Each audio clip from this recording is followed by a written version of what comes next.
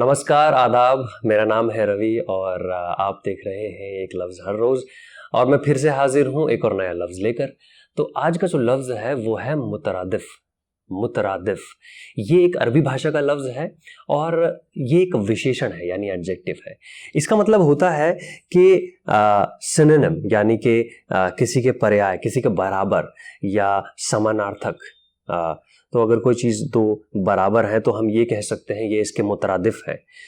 इसको एक शेर से समझने की कोशिश करते हैं।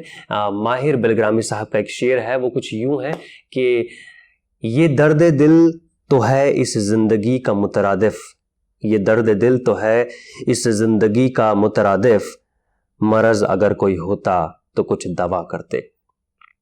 तो इस शेर में बेसिकली जो दिल का दर्द है उसको जिंदगी के साथ मिलाया गया है, उसको उसके समानार्थक बताया गया है, उसके पर्याय बताया गया है कि जो दिल का दर्द है यानी जो पेन है वो जिंदगी के मुतरादिफ है, उसके बराबर है, यानी कि वो एक जैसे हैं, वो एक ही चीज़ें हैं। और अगर ये कोई बीमारी होती तो फिर शायद हम कुछ दवा करते, कुछ दवाइयाँ लेते वगैरह वगैरह। तो कहने का मतलब यह है कि दर्द और ज़िंदगी को एक बताया गया है इस शेर के अंदर। तो ये था आज का लफ्ज़ मुतरादिफ।